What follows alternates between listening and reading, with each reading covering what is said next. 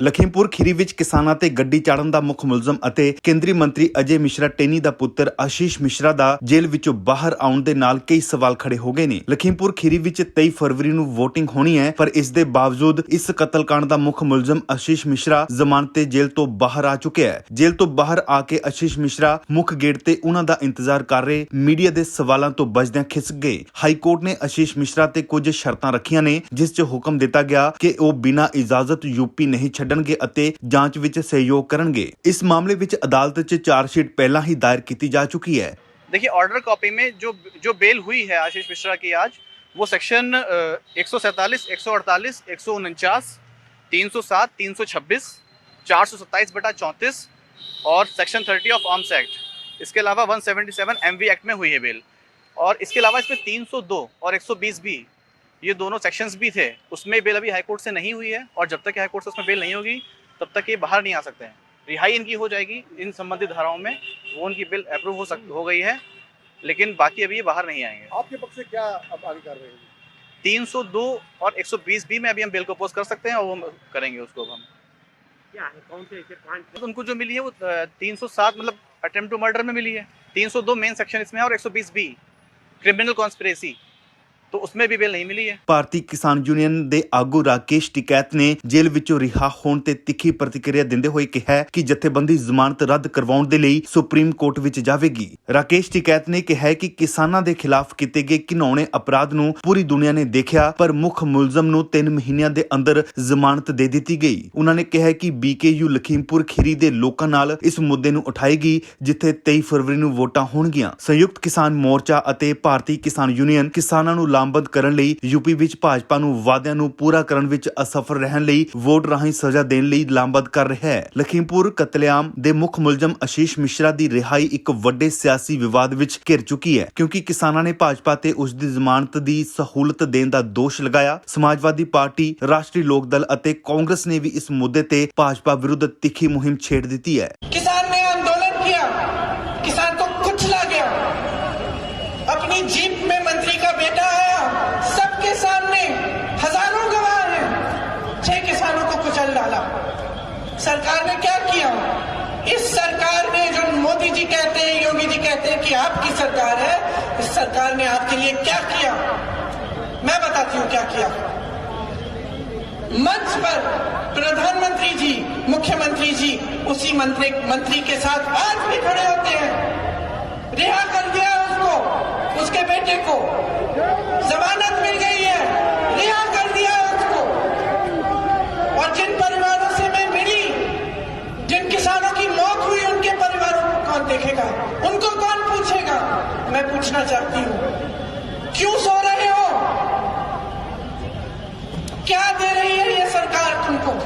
BKU ਆਗੂ ਰਾਕੇਸ਼ ਟਿਕੈਤ ਨੇ ਭਾਜਪਾ ਸਰਕਾਰ ਦੀ ਆਲੋਚਨਾ ਕਰਦੇ ਹੋਏ ਕਿਹਾ ਕਿ ਲੋਕਾਂ ਨੂੰ 2 ਵਾਰ ਸੋਚਣਾ ਚਾਹੀਦਾ ਹੈ ਕਿ ਕੀ ਉਹ ਅਜਿਹੀ ਤਾਨਾਸ਼ਾਹੀ ਸਰਕਾਰ ਚਾਹੁੰਦੇ ਨੇ ਜਿਸ ਵਿੱਚ ਕਤਲ ਦੇ ਮੁੱਖ ਮੁਲਜ਼ਮ ਨੂੰ 3 ਮਹੀਨਿਆਂ ਦੇ ਅੰਦਰ ਹੀ ਜ਼ਮਾਨਤ ਦੇ ਦਿੱਤੀ ਜਾਵੇ। ਭਾਰਤੀ ਕਿਸਾਨ ਯੂਨੀਅਨ ਨੇ ਸੰਯੁਕਤ ਕਿਸਾਨ ਮੋਰਚਾ ਨਾਲ ਮਿਲ ਕੇ ਕਿਸਾਨਾਂ ਦੇ ਬਕਾਇਆ ਮੁੱਦਿਆਂ ਨੂੰ ਲੈ ਕੇ ਭਾਜਪਾ ਵਿਰੁੱਧ ਮੁਹਿੰਮ ਚਲਾਈ ਹੈ। ਸੰਯੁਕਤ ਕਿਸਾਨ ਮੋਰਚਾ ਨੇ ਲੋਕਾਂ ਨੂੰ ਵਿਧਾਨ ਸਭਾ ਚੋਣਾਂ ਵਿੱਚ ਭਾਜਪਾ ਨੂੰ ਸਜ਼ਾ ਦੇਣ ਦੀ ਅਪੀਲ ਕੀਤੀ ਹੈ, ਕਿਉਂਕਿ ਉਸਨੇ ਨਵੰਬਰ 2021 ਵਿੱਚ 3 ਵਿਵਾਦਤ ਪੂਰਨ ਕਾਨੂੰਨਾਂ ਨੂੰ ਵਾਪਸ ਲੈਣ ਤੋਂ ਬਾਅਦ ਵਾਅਦੇ ਪੂਰੇ ਨਹੀਂ ਕੀਤੇ। ਰਾਕੇਸ਼ ਟਿਕੈਤ ਨੇ ਕਿਹਾ ਕਿ ਸਰਕਾਰ ਨੇ ਅਜੇ ਤੱਕ ਦੇਸ਼ ਵਿੱਚ ਘੱਟੋ-ਘੱਟ ਸਮਰਥਨ ਮੁੱਲ ਵਿਧੀ ਦੀ ਸਮੀਖਿਆ ਕਰਨ ਲਈ ਕਮੇਟੀ ਦਾ ਗਠਨ ਵੀ नहीं किया। MSP पे खरीद नहीं हो रही पूरे देश भर में, वो सारे हमारे सवाल हैं। उन सारे सवालों को ले जाकर हम उत्तराखंड, उत्तर प्रदेश, हरियाणा, इन सब जगह से हम लोग जा रहे हैं। अपनी बात वहां पर रखेंगे, अपनी मीटिंग रखेंगे, जनता के बीच में जाएंगे, और उसके बाद में संयुक्त मोर्चे की एक बड़ी मीटिंग, उसकी डेट तय है।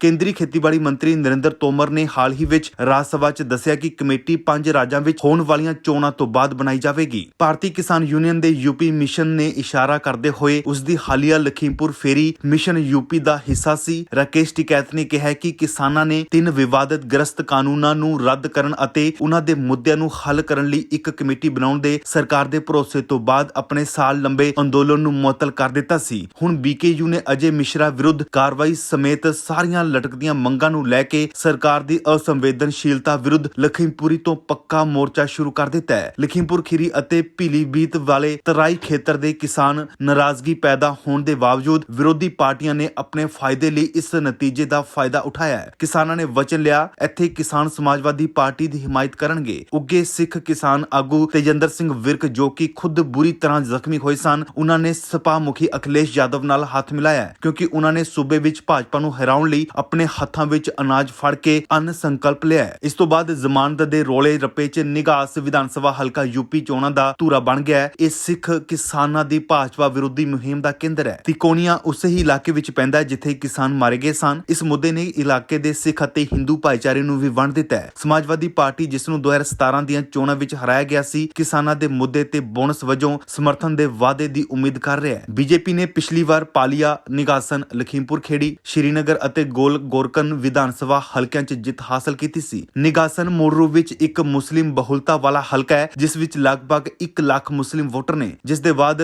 25,000 ਕੁਰਮੀ, 30,000 ਮੌਰੀਆ ਅਤੇ ਲਗਭਗ 15,000 ਸਿੱਖ ਨੇ। ਜ਼ਿਲ੍ਹੇ ਵਿੱਚ ਸਿੱਖ ਭਾਈਚਾਰੇ ਦੀ ਕੁੱਲ ਆਬਾਦੀ 1.5 ਲੱਖ ਦੇ ਕਰੀਬ ਹੈ। ਪ੍ਰਾਪਤ ਜਾਣਕਾਰੀ ਅਨੁਸਾਰ ਸਿੱਖ ਆਗੂਆਂ ਨੇ ਭਾਈਚਾਰੇ ਦੇ ਲੋਕਾਂ ਨੂੰ ਭਾਜਪਾ ਦੇ ਝੰਡੇ ਲਾਉਣ ਤੋਂ ਰੋਕ ਦਿੱਤਾ। ਜ਼ਿਕਰੇ ਖਾਸ ਹੈ ਕਿ ਆਸ਼ੀਸ਼ ਮਿਸ਼ਰਾ 3 ਅਕਤੂਬਰ 2021 ਨੂੰ ਤਿਕੋਣੀਆਂ ਵਿੱਚ 4 ਸਿੱਖ ਕਿਸਾਨਾਂ ਅਤੇ ਇੱਕ ਪੱਤਰਕਾਰ ਦੀ ਮੌਤ ਦਾ ਮੁੱਖ ਮੁਲਜ਼ਮ ਹੈ। ਉਸ ਦੀ ਕਾਤਲਕਾਰ ਨੇ ਅੰਦੋਲਨ ਕਰ ਰਹੇ ਕਿਸਾਨਾਂ ਨੂੰ ਦਰੜ ਕੇ ਕਤਲ ਕਰ ਦਿੱਤਾ ਸੀ। ਯੂਪੀ ਪੁਲਿਸ ਦੀ ਵਿਸ਼ੇਸ਼ ਜਾਂਚ ਟੀਮ ਨੇ 1 ਹਫ਼ਤੇ ਬਾਅਦ ਆਸ਼ੀਸ਼ ਮਿਸ਼ਰਾ ਨੂੰ ਗ੍ਰਿਫਤਾਰ ਕੀਤਾ ਅਤੇ ਆਸ਼ੀਸ਼ ਮਿਸ਼ਰਾ ਅਤੇ 12 ਹੋਰ ਸਾਥੀਆਂ ਤੇ ਕਤਲ ਦਾ ਕੇਸ ਦਰਜ ਕੀਤਾ। ਸਥਾਨਕ ਅਦਾਲਤ ਵੱਲੋਂ ਆਸ਼ੀਸ਼ ਮਿਸ਼ਰਾ ਨੂੰ ਜ਼ਮਾਨਤ ਦੇਣ ਤੋਂ ਇਨਕਾਰ ਕਰਨ ਤੋਂ ਬਾਅਦ ਉਸਨੇ ਫਿਰ ਹਾਈ ਕੋਰਟ ਦੀ ਲਖਨਊ ਬੈਂਚ ਦਾ ਰੁਖ ਕੀਤਾ, ਜਿਸ ਨੇ ਆਖਿਰਕਾਰ ਉਸ ਨੂੰ 128 ਦਿਨਾਂ ਦੀ ਕੈਦ ਤੋਂ ਬਾਅਦ 10 ਫਰਵਰੀ ਨੂੰ ਜ਼ਮਾਨਤ ਦੇ ਦਿੱਤੀ।